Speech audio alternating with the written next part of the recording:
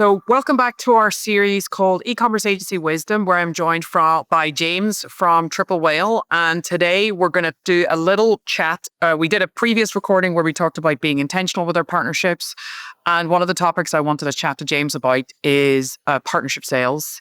So typically in the industry, I see a lot of partner managers that are really great at attending events and relationship building, but they lack the ability to actually convert that into sales. So when I see partner managers being let go again and again and again, it's usually because of that issue.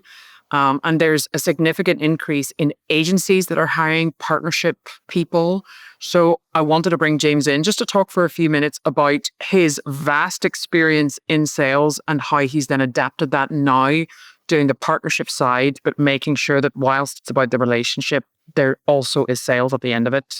Absolutely. So fantastic. Thank you very much for that, Rachel. And yeah, as you've mentioned there, it's a subject that I know pretty well. I mentioned in my previous talk that I've been kind of in the e-com space for the best part of 10 years.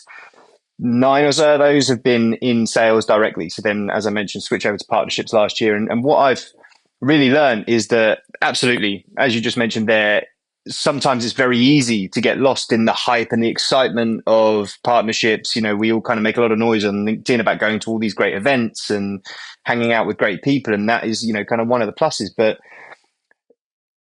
you really do, I think you really do need to keep an eye on actually the sales element of partnerships, right? Because at the end of the day, partnerships exist. And this goes back to what I was saying in the intentional video. Partnerships exist so that both parties can drive revenue and drive benefit from that partnership. Now, I think some of the things that I kind of had ingrained in me during my time on the new business side of things were kind of a few particular areas that I've definitely brought over into the partnerships side of things with me. So one of those key things is qualification. And again, something I touched on in the previous video, but you know, in my last role, there was absolutely no point me chasing down deals that were never going to close, right? So one of the best ways to get around that is to qualify.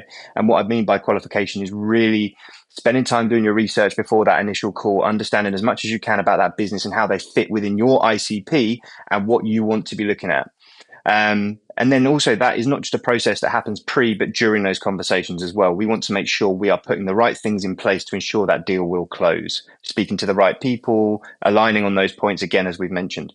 Outside of that, you're drilled to really, really identify what is that critical business issue or the pain, as a lot of folks will use as a term in the sales world. Now, that's not to say in partnerships, you have to be quite so aggressive in identifying what pain is because you're trying to sell a deal or anything like that. But you still need to have a firm understanding is what are the challenges this agency is seeing? And actually, how can I position myself to be able to answer those pains effectively? Because then you've got that alignment that we were talking about, right? So we're really struggling with business development, for example. Okay, great. We work with 30,000 merchants on Shopify. Co-marketing is going to be a big plus for you as an agency. And then lastly, I'd say timelines. I think far too often we go to these events, we have a laugh, we do a bit of karaoke, stuff like that. And then we see each other at the next event. Or we'll have a blinding intro call and it's kind of, yeah, well, I'll tell you what, reach out to me if someone mentions they're struggling with attribution or data or something. And again, drilled into me was you never leave a phone call without a next step in place. And I don't just mean let's have a chat in a couple of weeks. I mean, okay, great. Have you got your diary in front of you? When's best for us to next have a conversation? What does that timeline look like? And what are we working towards? And I think those are kind of 3 elements that I have really pushed over into my work in partnerships and has really helped me to, it's not a case of selling, but keep things on track and keep everybody aligned in what we're doing. And get results at the end of the day. And get results. Yeah, exactly. Yeah. I think that I don't know exactly what statistic is, but it's something like 60 or 70% of business is done in the follow-up. So I think that sandwich on the other end, it's not just that call that you're on or that meeting you're in person.